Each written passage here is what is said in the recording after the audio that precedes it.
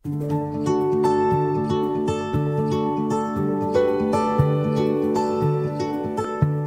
kita mulai saja. Bismillahirrahmanirrahim. Seperti yang tadi sudah dikemukakan oleh Mbak Kiki sebagai moderator, bahwa pada siang ini saya diberikan amanah untuk menyampaikan sebuah paparan tentang bagaimana kehamilan dan persalinan di tengah, ini saya beri judul, di tengah belantara COVID-19. Kenapa kok belantara? Karena sekarang ini dengan tingkat penularan yang sedemikian tinggi, kita itu seolah-olah berada di hutan belantara, di mana kita juga tidak tahu siapakah yang kita temui, apakah mereka itu membawa virus atau justru kita sendiri yang membawa virus, itu kita sama-sama tidak tahu. Bagaimana kita menyiasatinya? Silakan dilanjut slide-nya.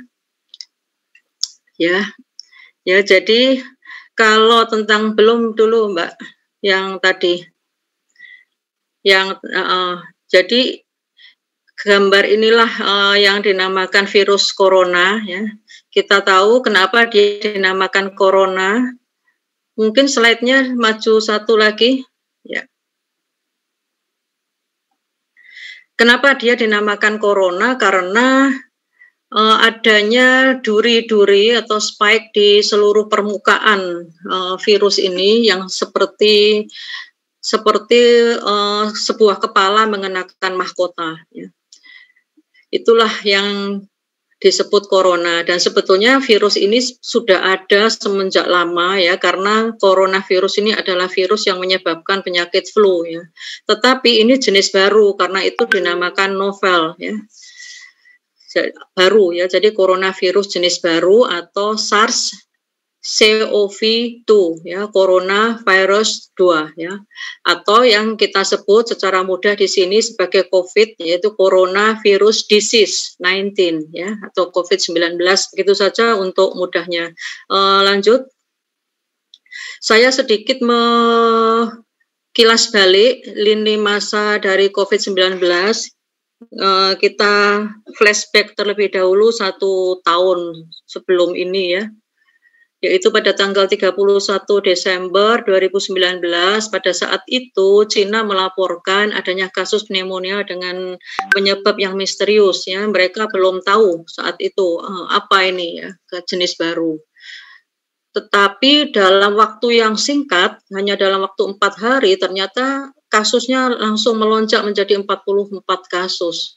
Baru 7 Januari, jadi seminggu kemudian, baru bisa diidentifikasi apa penyebab pneumonia jenis baru itu, yang ternyata adalah novel coronavirus 19. Ini juga mungkin penamaan yang cepat-cepatan ya, karena coronavirusnya itu kan sudah lama sebetulnya, novel itu baru, jadi ya langsung saja COVID-19 ya, karena ditemukan pada akhir 2019 ya. Dan 4 hari kemudian baru dirilis adanya dugaan awal dari pasar hewan di kota Wuhan ya, dan selanjutnya berkembang terus. 13 Januari dilaporkan Thailand ada kasus, 15 Januari Jepang ada kasus, 20 Januari Korea ada kasus, dilanjut sampai akhirnya ya, dilanjut dulu slide-nya, maaf. Ya, sampai dengan 28 Januari 2021, yaitu 1 tahun sebulan, ternyata sudah ada 100.455.529 kasus. Ya, itu yang terkonfirmasi. Seperti biasa bahwa yang terkonfirmasi itu yang pada faktanya itu mungkin lebih besar lagi ya. Dan ada 2.166.440 kematian. Itu data 28 Januari, berarti seminggu yang lalu ya, yang menurut WHO. Bagaimana di Indonesia ya? Lanjut slide-nya. Bagaimana di Indonesia ya? Di Indonesia kasus pertama itu diumumkan pada 2 Maret ya, cukup lama ya, meskipun ada beberapa info bahwa sesungguhnya sebelum itu sudah ada ya, tetapi secara resmi 2 Maret diumumkan ada 3 kasus COVID-19 di Indonesia. Dan kasus ini terus melonjak sampai dengan 29 Januari. Menurut data di Kemenkes ada 1.051.000 ya, bahkan ini sudah menembus 1 juta ya. Dan 29.518 kematian ya, ini jumlah yang fantastis ya, Masya Allah ya. Khusus untuk tenaga kesehatan ya, ini dari 29.500 itu ya, ternyata 269-nya adalah tenaga kesehatan ya. Ada dokter, ada perawat, dokter gigi ya. Ini yang sangat ironis karena jumlah 269 ini merupakan jumlah yang tinggi, bahkan tertinggi di ASEAN ya, khusus untuk kematian tenaga kesehatan. Pada 14 Januari mulai dilakukan vaksinasi ya, yang diterima oleh kesehatan tersebut, termasuk saya sendiri. Alhamdulillah ini sudah menerima 2 kali penyuntikan vaksin ya, yang namanya corona vaksin atau Sinovaksin ya. Lanjut, slide-nya dilanjut ya. Nah, itu tadi secara ringkas kita flashback bagaimana perjalanan pandemi yang dengan jatuh bangun ya, dengan segala kesusahannya kita jalani selama setahun ini. Kalau tadi dikatakan oleh moderator bahwa banyak kehamilan-kehamilan yang tidak terencana, itu sebetulnya sudah sudah diprediksi semenjak awal pandemi terlebih dahulu. Yang dulu sekitar bulan Mei, Juni itu sudah ada berita-berita yang menunjukkan bahwa banyaknya kehamilan yang tidak terencana ya. Meskipun sebetulnya kehamilan yang tidak terencana itu ya selalu ada ya. Ya baik, lanjut. Bagaimana? Ini sekarang kita mulai membahas pada saat hamilnya terlebih dahulu ya. Bagaimana kita menjalani kehamilan, direncanakan maupun tidak direncanakan. Kalau sudah hamil ya berarti kita harus melakukan kontrol ya. Saya beri gambaran dulu ya. Pemeriksaan antenatal atau kontrol kehamilan ya, itu ada standar minimalnya ya. Jadi dari WHO menyatakan setidak-tidaknya dalam 9 bulan kehamilan itu ada 4 kali kontrol. 1 kali dalam trimester 1, 1 kali dalam trimester 2, dan 2 kali dalam trimester 3. Trimester 3 ini sampai lahir, itu minimal ya. Tetapi pada umumnya di masyarakat ya, di medis juga kita menerapkan yang seperti ini ya. 1 kali sebulan sampai usia 28 minggu, dan 28 minggu ke atas sampai 9 bulan atau 36 minggu itu 2 minggu sekali atau 2 kali dalam sebulan. Sesudah 36 minggu sampai dengan lahir itu sekali seminggu. Itu kalau di kota-kota ya. Kalau di desa pelosok paling tidak kerjakanlah 4 kali kontrol selama kehamilan ya. Lanjut ya. Nah, bagaimana kalau pandemi ya? Jadi ada beberapa perubahan karena kita kan pandemi dianjurkan untuk tidak banyak bepergian ya. Sehingga ada panduan ini dari organisasi dokter kandungan ya, dari POGI. Jadi jangan sedikit-sedikit itu ke dokter. Hanya dalam kondisi yang gawat darurat saja. Apakah yang dimaksud gawat darurat? Ini sudah disebutkan di sini ya. Bahkan saya pun sempat menulis ini di Republika, di netizen ya.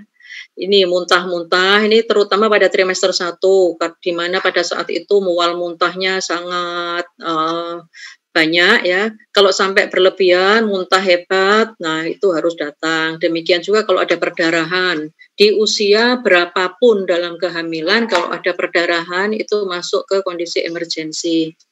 Kemudian kontraksi atau nyeri perut yang hebat itu masuk kondisi emergensi. Demikian juga kalau pecah ketuban, keluar cairan air dari jalan lahir, atau tekanan darahnya tinggi, ya, atau nyeri kepala yang hebat, dan tidak merasakan gerak janin atau bahkan kejang ya. Kalau kejang berarti sudah sudah nggak bisa, ini harus sama orang lain ya. Nah, seperti itu panduannya. Jadi kalau nggak ada yang kayak begini, nggak usah ke dokter, gitu ya. Tapi kalau boleh saya tanya dulu ya dok ya, sedikit ya dok ya. Kalau tidak merasakan gerak janin ini, patokannya apa nih dok? Misalnya kayak apakah seharian dia tidak gerak, sudah harus kemudian besoknya ke dokter, atau baru 1 kali nggak gerak gitu, terus sudah panik gitu langsung ke dokter, atau gimana nih dok? Ya, jadi Mbak Kiki, seorang ibu hamil mulai merasakan gerakan janin itu di usia 18 minggu biasanya paling awal. Meskipun janinnya sendiri itu sudah bergerak semenjak usia 8 minggu. Jadi janin usia 2 bulan itu sebetulnya sudah gerak, cuma kan kecil, jadi belum terasa. Nah, ketika masih 5 bulan, 20 minggu tentu saja gerakannya itu masih sedikit ya. Jadi masih dirasakan seperti kedutan. Kalau tidak merasakan gerak janin yang sudah bisa diidentifikasi, itu tentu saja yang sudah kehamilan besar, sudah trimester 3. Ya. Di lain pihak, janin itu kan makhluk hidup, jadi tidak mungkinlah dia itu bergerak terus-menerus tanpa henti ya. Pasti ada saat-saat di mana dia diam. Jadi seorang ibu biasanya itu sudah bisa menengarai sebetulnya ini janin saya kok geraknya nggak aja gitu ya dok ya, atau agak berkurang ya. Apalagi bayi biasanya punya ritme ya dok ya, ada jam-jam tertentu kan dia biasanya gerak itu. Gitu. Jadi hendaknya kalau merasakan sesuatu yang agak berbeda itu silakan saja ke dokter ya. Apalagi sekarang sudah diperbolehkan telemedicine ya, atau konsultasi online. Iya, betul. Jadi betul. Bisa dimanfaatkan ya dok ya. Iya, bisa dihubungi lewat Zoom seperti ini misalnya, terkait keluhan-keluhan yang tidak langsung harus diperiksa ya. Itu. Itu sudah diperbolehkan oleh Kemenkes. Kan sebetulnya nggak boleh dokter mengatakan sesuatu tanpa meriksa sebetulnya ya, tapi di era ini ada keringanan-keringanan ya. Mungkin bisa dilanjut lagi slide-nya. Nah, jadi kalau saya kiatnya seperti ini ya, setelah mengalami terlambat haid itu langsung tes pack ya. Kan mandiri tes pack-nya. Bila didapatkan hasil positif, ini jadwalkan kunjungan ke dokter. Kalau yang ini harus diperiksa, ya, harus diperiksa untuk mengonfirmasi kehamilan.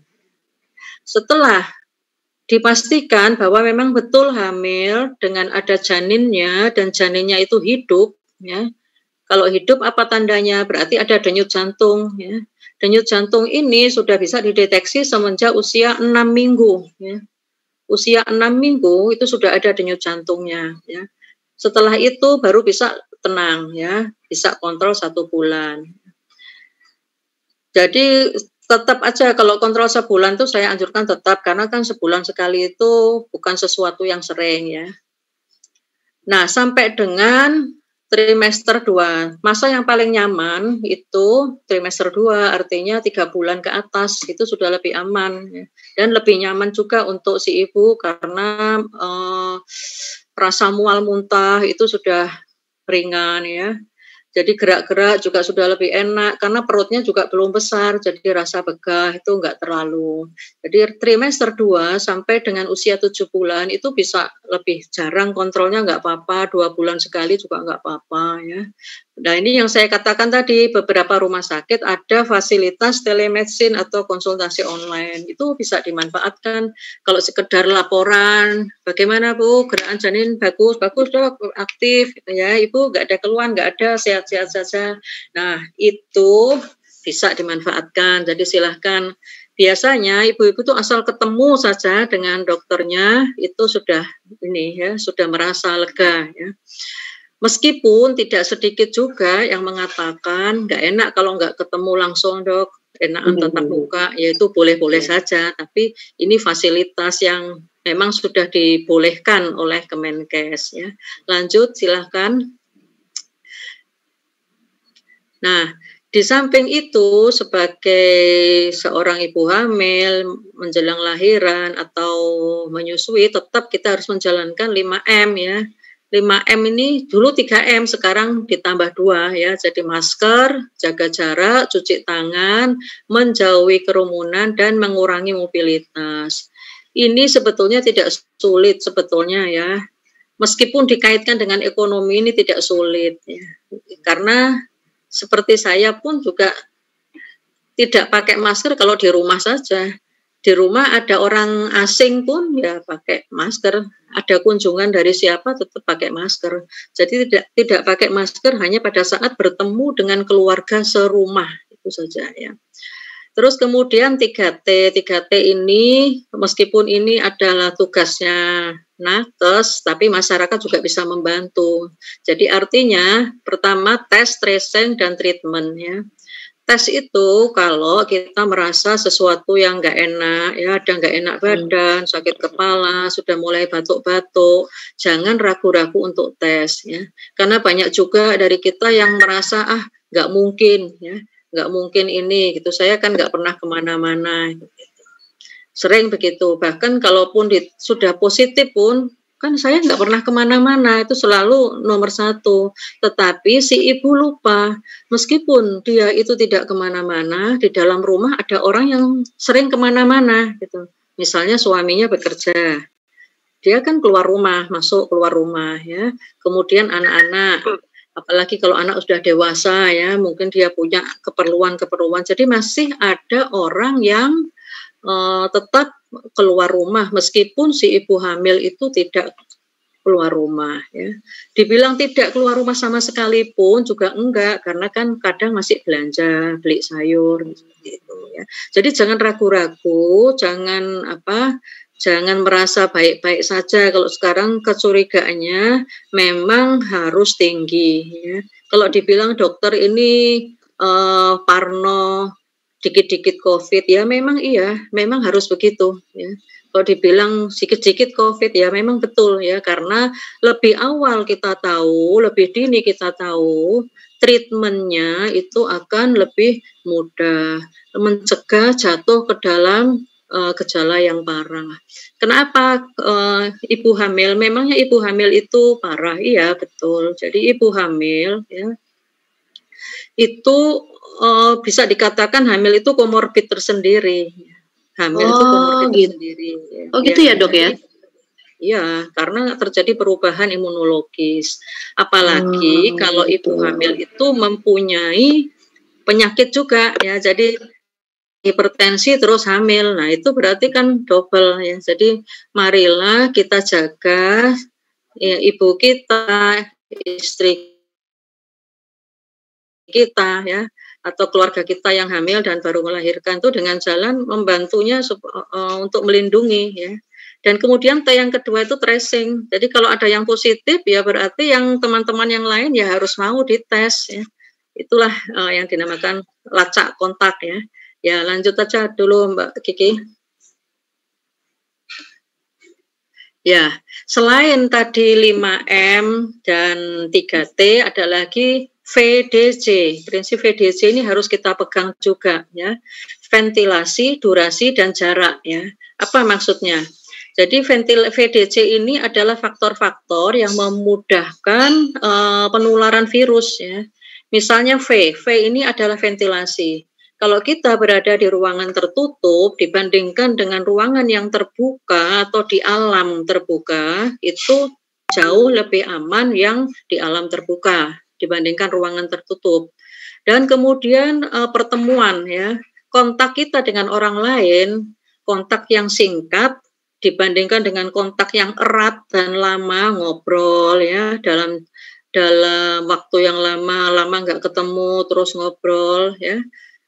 Durasi itu tentu saja lebih aman yang singkat. Kemudian masalah jaga jarak, ya. Jaga jarak, ngobrol berdekatan sama ngobrol berjauhan, ya, itu jauh lebih aman yang ngobrol berjauhan. Nah, terus ada irisannya nih, ya.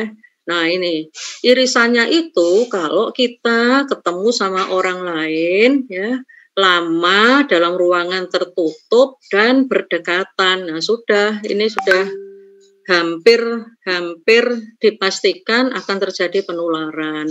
Sehingga sering kita dengar sebuah ilustrasi kasus ya. Saya itu nggak pernah kemana-mana, cuma sekalinya aja kemarin ketemu sama teman ngobrol makan bareng di restoran. Nah, nggak banyak orangnya, cuma 3-4 orang. Tapi 2 hari kemudian ada teman saya nelpon, dia panas, batuk, pas diperiksa positif ya, otomatis teman ngobrolnya pasti itu jadi kena lacak juga ya. Jadi janganlah usaha kita yang sudah susah setahun nggak pernah keluar, nggak pernah bepergian, terus rusak hanya karena hal-hal yang sebetulnya kita anggap biasa ya, makan bareng. Makan bareng ini yang paling berbahaya, karena apa? Karena kalau makan kita itu pasti buka masker, nggak mungkin makan nggak pakai masker gitu. Ya lanjut Mbak. Nah, bagaimana kalau ibu hamil dan kemudian ya sudah akhirnya hamil ya. Bagaimana kalau ternyata COVID ya. Jadi ibu hamil ya, yang paling berisiko itu kalau hamil plus risiko tinggi ya, misalnya hamil pada usia yang sudah lanjut ya, atau hamil dengan penyakit kronis ya. Yang banyak itu terutama adalah hipertensi dan diabetes. Terus satu lagi hamil dengan overweight atau obesitas ya. Itu berisiko kalau kena ya, jadi double ya. Jadi gejala parahnya itu sangat mungkin ya. Itu begitu ya. Silakan lanjut ya. Ini ya, jadi bumil secara umum ya, secara umum itu rentan dengan infeksi saluran napas. Kenapa? Karena hamil itu kan janin besar, ya, perut membesar, itu akan mendesak diafragma. Diafragma itu adalah batas antara rongga dada dan rongga perut. Rongga perutnya membesar, mendesak diafragma, diafragmanya mendesak paru, ya, jadi otomatis terjadi perubahan ya dari saluran napas, dan ini menjadi rentan ya, gampang terinfeksi, rentan itu mudah terinfeksi ya. Dan kemudian ibu hamil dengan kehamilan yang risiko tinggi itu mudah ketularan virus ya. Kalau ternyata seorang ibu hamil terkonfirmasi virus, ya sudah, berarti laksanakanlah prosedurnya ya, penata laksanaannya. Kita semua sudah tahu kan, ada yang tanpa gejala, ada gejala ringan, ada gejala berat ya. Tapi virus itu pada umumnya ya 10 sampai 20 hari itu akan hilang ya. Jadi sifatnya virus ya, virus apapun itu dia akan sembuh sendiri, betul itu memang sembuh sendiri. Tetapi sebelum sembuh itu apa yang terjadi? Nah itu ya, kalau orang daya tahan tubuhnya rendah, maka sebelum sembuh dia akan terjadilah komplikasi-komplikasi. Ya. Nah, bagaimana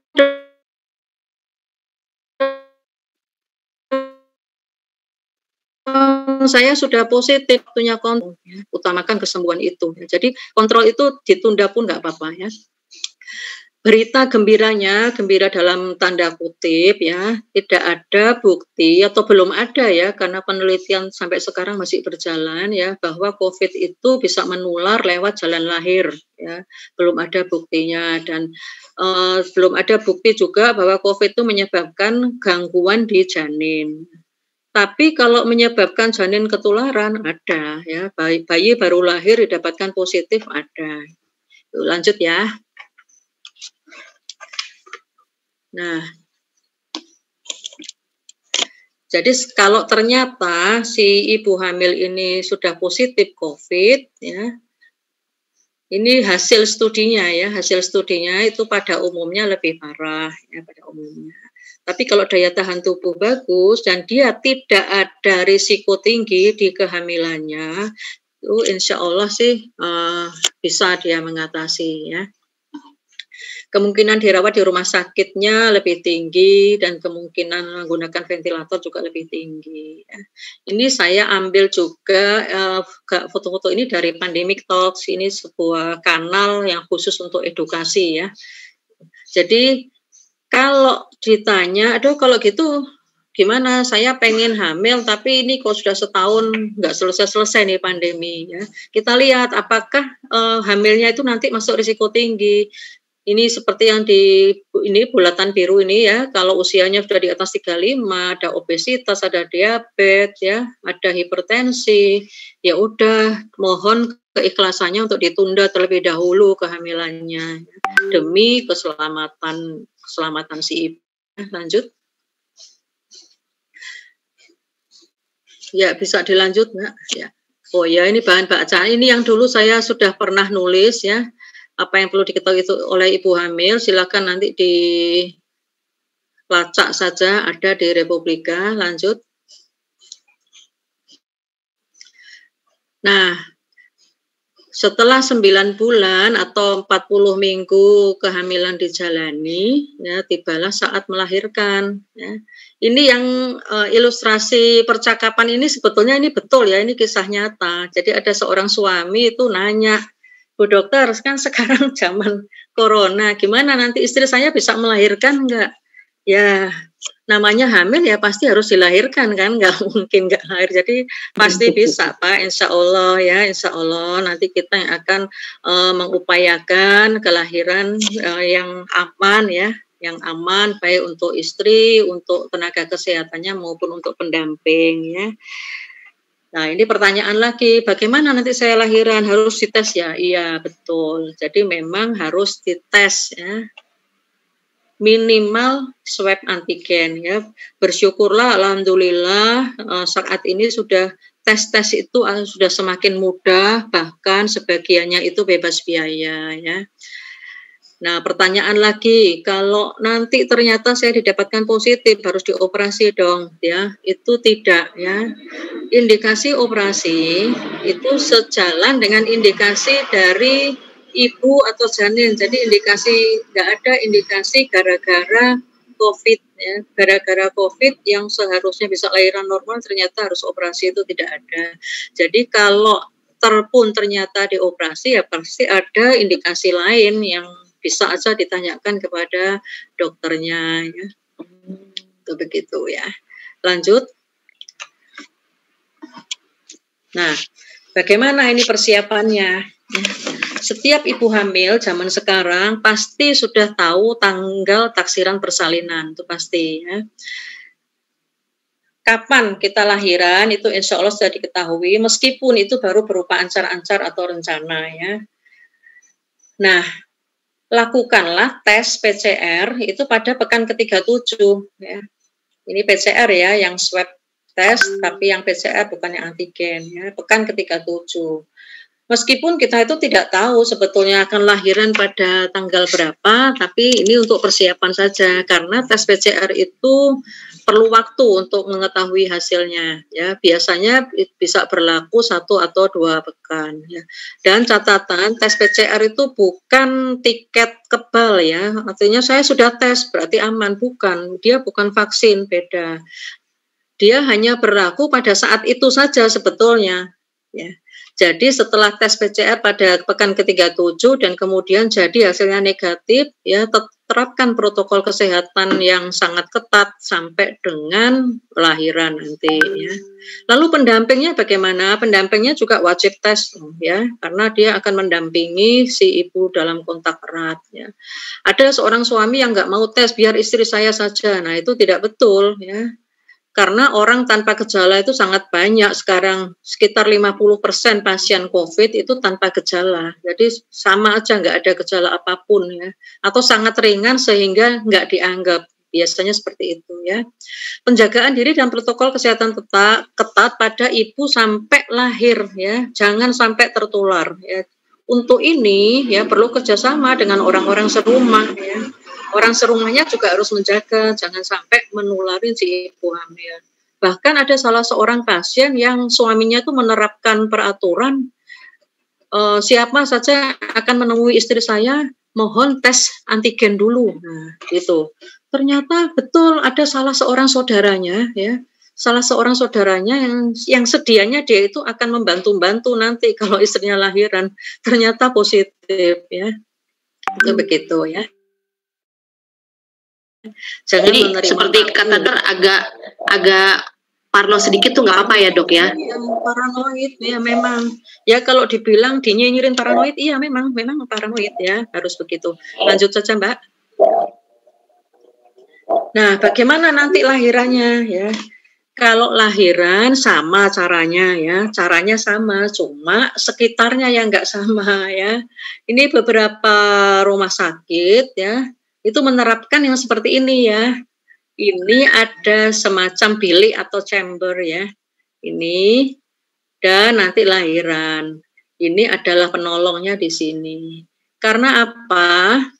Karena proses persalinan itu proses yang sangat banyak nantinya mengeluarkan droplet ya.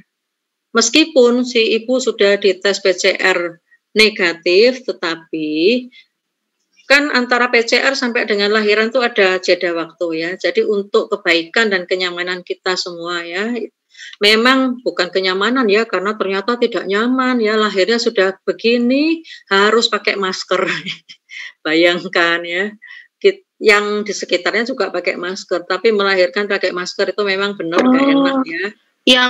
Yang bersalin juga pakai masker ya dok? Iya betul, pakai masker. Wow. Nah, terkadang ada yang ini pakai sungkup oksigen. Jadi sungkup oksigen itu ya, selain si ibu bisa bernapas lebih lega karena ada oksigen juga kan, ya.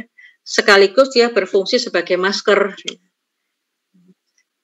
Jadi kalau saya diakalin kayak begitu ya. Jadi dia berfungsi sebagai masker tapi tidak bikin pengap karena mengalirkan oksigen. Ya, lebih nyaman gitu ya dok ya. Ya semoga ya, semoga. Tapi memang ya beda sih ya. Iya dok.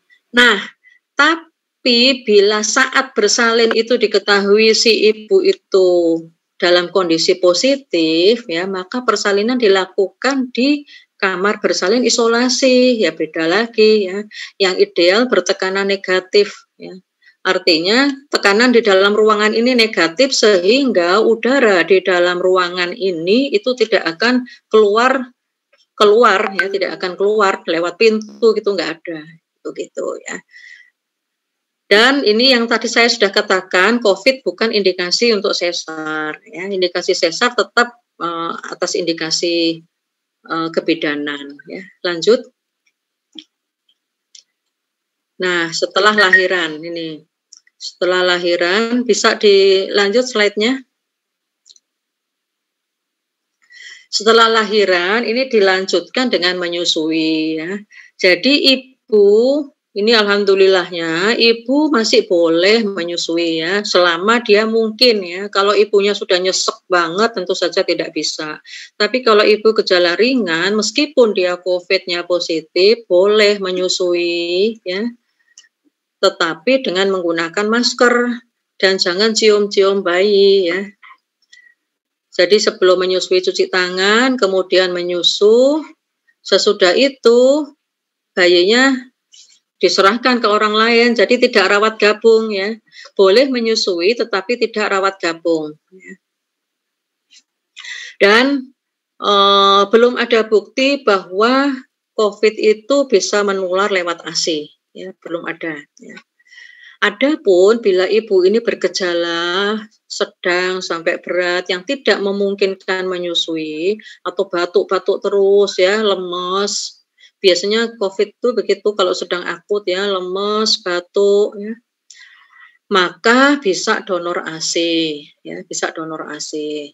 Atau kalau dalam kondisi terpaksa banget ya pakai susu formula ya. Lanjut. Nah, ini bisa ya, syaratnya mencuci tangan ya, cuci tangan dan bayinya dibungkus bedong, pakai masker dan tidak cium bayi. Sesudah menyusui, cuci tangan lagi ya, ini. Dan belum ada bukti bahwa ada virus di dalam ASI, belum ada ya, semoga tidak pernah ada ya. Lanjut. Nah, bagaimana setelah menyusui tentang masa-masa nifasnya? Lanjut Mbak, ini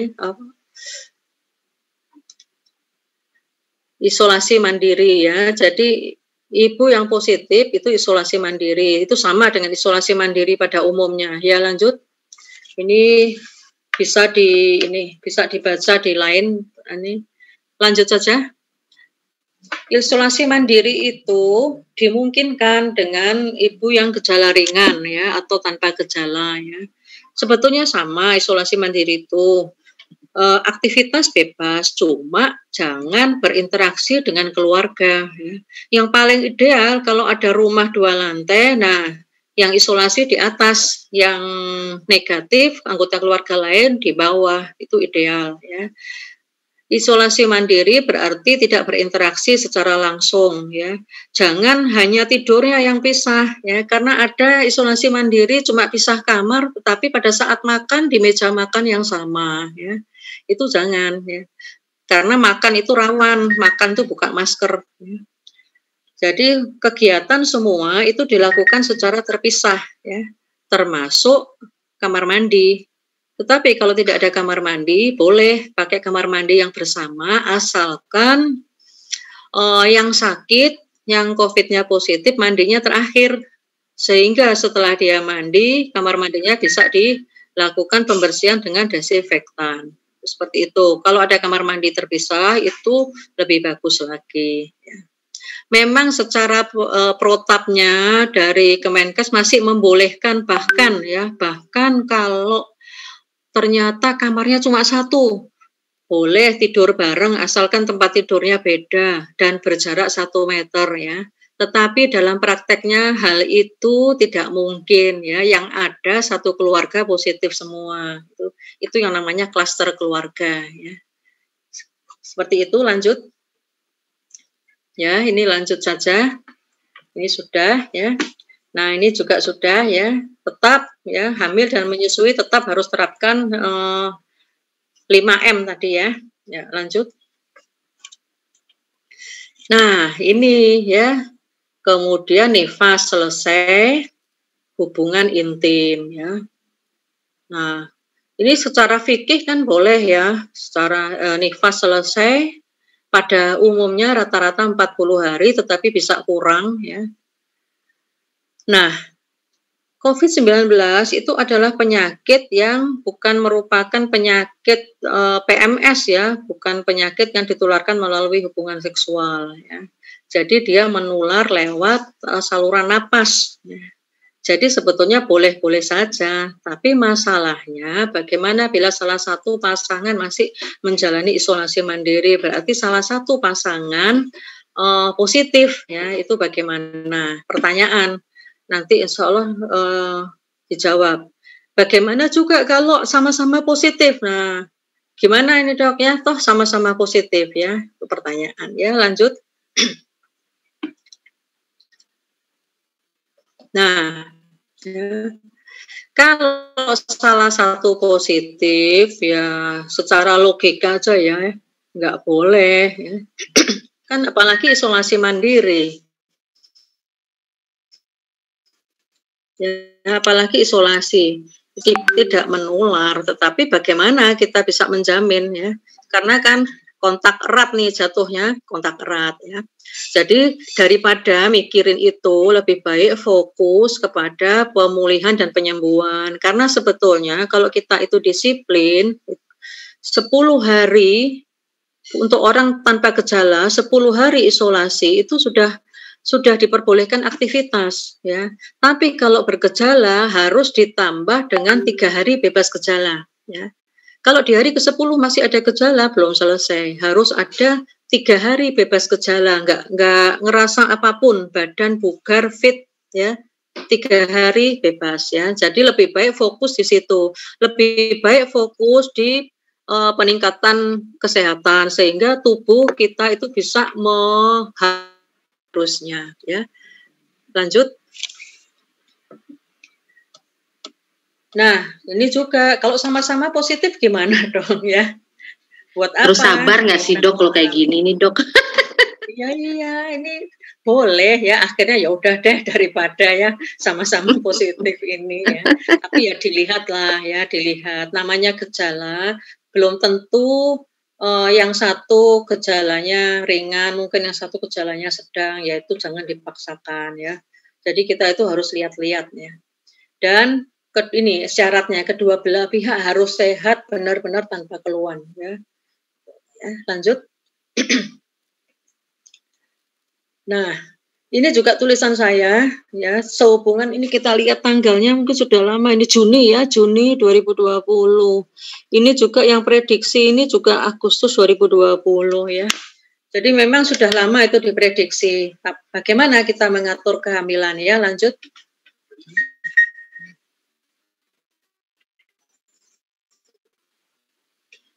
Nah, setelah lahiran kita masuk ke masa menyusui eksklusif ya, Mas. Bagaimana kita menyiasati? Kan tidak mungkin 6 bulan nggak hubungan, nggak mungkin, dan lagi pula itu menyalahin fitrah ya.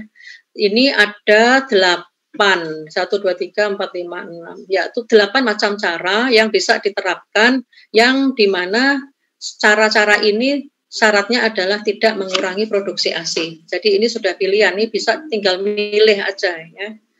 Lanjut. Ini saya jelaskan satu persatu secara singkat, mudah-mudahan bisa singkat ya.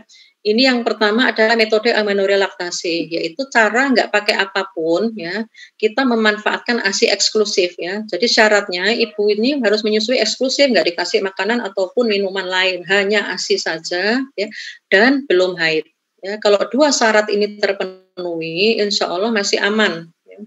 Masih aman untuk hubungan intim tanpa upaya apapun, tetapi batasnya hanya 6 bulan. Ya.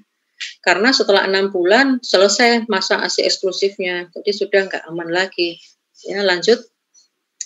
Dilanjutkan dengan berbagai macam alat yang bisa digunakan, dan alat ini memang tidak mengurangi ASI ya. Ini satu kondom ya. Lanjut lagi, ada lagi azal ya. Azal, sesudah kondom itu ada azal ya. Azal itu coitus interruptus atau sanggama terputus ya, yang hubungan tetapi dikeluarkan di luar ya. Terus ada lagi kalender atau pantang berkala, tetapi itu harus siklus haidnya sudah teratur ya. Kalau yang ini suntik 3 bulan dan pil menyusui, ini adalah hormon ya. Efek sampingnya saya tulis di bawah, yaitu siklus haid terganggu dan penambahan berat badan ya. Lanjut. Yang kedua, ini tanpa hormon, yaitu alat kontrasepsi dalam rahim. Ini tanpa hormon ya. Jadi pencegahannya berupa mekanik ya, berupa alat yang dimasukkan ke dalam rahim melalui vagina ya. Ini yang bawah adalah efek samping yang banyak ya. Siklus haid teratur tapi darah haidnya banyak, haidnya lama, nyeri haid meningkat, gampang keputihan ya. Lanjut lagi. Yang ketiga ini susu. Susu ini hormon juga sebetulnya, mirip-mirip pil dan suntik, akan tetapi dia jauh lebih ringan gradasi atau tingkat beratnya efek samping tersebut ya. Umpama nambah berat badan pun juga nggak terlalu banyak seperti itu ya. Ini hormon ya. Lanjut. Dan ini vaksin. Tadi juga ada yang nanya vaksin tuh, saya lihat ya. Kita sekarang sudah masuk ke era vaksin ya. Vaksin ini masuk dalam pencegahan ya. Jadi dibolehkan, bahkan untuk vaksin yang sekarang beredar itu sudah dapat sertifikat halal dari MUI. Jadi seharusnya tidak ada penolakan seharusnya ya. Lanjut. Cuma sayangnya ya, ini sayangnya ya. Sayangnya untuk ibu hamil dan ibu menyusui itu belum diperbolehkan ya, belum diperbolehkan. Kenapa sih? Memang berbahaya, bukan soal berbahaya atau tidak, tetapi belum masuk ke uji klinis atau trialnya. Ya, trial yang sudah dilakukan di beberapa negara, bahkan trial yang fase ketiga yang dilakukan di Bandung, di Indonesia itu tidak mengikutsertakan ibu hamil dan ibu menyusui, ya. Jadi belum bisa dikasih rekomendasi karena belum pernah ada buktinya seperti itu. Meskipun secara teori aman, secara teori ya, tapi tetap saja belum bisa diresmikan boleh tidaknya ya. Lanjut. Jadi untuk ibu hamil dan ibu menyusui itu mohon bersabar terlebih dahulu ya. Ibu hamil juga belum ada studinya, ibu menyusui juga belum ada studinya. Jadi mohon sabar terlebih dahulu. Tetapi kalau anggota keluarga lain sudah mendapatkan vaksinasi, semoga itu menjadi barrier juga atau penghalang bagi si ibu hamil atau menyusui untuk ketularan ya. Lanjut. Ya. Jadi kenapa kok tidak boleh? Itu karena belum diikutkan uji klinis. Nantinya juga harus ya, karena banyak tenaga kesehatan kita yang hamil dan menyusui ya. Bahkan perawat itu sebagian besar adalah perempuan ya. Jadi nantinya itu pasti ada ya. Tadi di dua slide sebelum ini sudah ada tertulis bahwa studi di Amerika baru mulai pada bulan ini, studi untuk ibu hamil dan menyusuinya. Semoga segera keluar hasilnya dan aman insya Allah ya. Lanjut. Ya.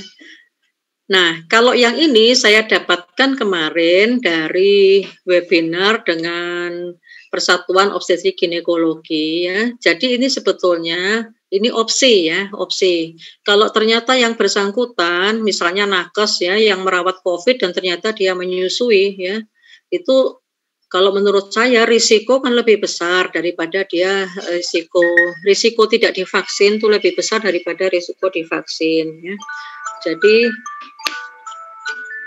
Jadi apa? Itu merupakan sebuah opsi ya untuk menerima. Ya, lanjut. Ya, jadi ini sebagai akhir dari paparan ini doa ya. Semoga kita tidak bisa hanya berusaha saja. Kita tetap harus menyandarkan diri kepada Allah karena virus itu pun adalah makhluk Allah. Kita mohon kepada yang mempunyai kehidupan ini. Ini diterapkan doa ini ya. Allahumma inni a'udzubika minal barosi wal jununi wal juzami wa min sayyi'il asqami. Ya, itu doa. Lanjut lagi ini terus kemudian doa untuk orang sakit ya. Ini juga dianjurkan kalau kita mendengar ada saudara atau kerabat yang sakit. Lanjut. Nah, ini sebagai take home message ya. Ini yang tadi saya katakan bahwa kuncinya adalah ikhtiar, kita berusaha, termasuk vaksin itu adalah bagian dari ikhtiar ya. 3M, 5M, 3T itu ikhtiar ya, doa dan pada akhirnya adalah tawakal ya. Hamil itu bukan larangan, tapi bila kita berisiko tinggi atau ada komorbid, silakan tunda saja kehamilannya. Dan keluarga yang serumah dengan pumil ya wajib melindungi si ibu hamil. Harus ekstra ketat ya. Positif COVID bukan indikasi sesar dan menyusui tetap dianjurkan ya karena manfaat menyusui itu lebih besar ya. Dan untuk yang program hamil itu bila dia berhadapan dengan vaksinasi itu bisa ditunda 1 bulan tidak masalah ya karena vaksinasi itu hanya selang 2 minggu ya. Lanjut. Mungkin sudah selesai nih ya, terima kasih dari saya akhiri, semoga bermanfaat. Kalau ada kesalahan itu dari saya beristighfar dan mohon maaf dan kebenaran semua dari Allah. Saya kembalikan kepada Mbak Kiki selaku moderator. Assalamualaikum warahmatullahi wabarakatuh.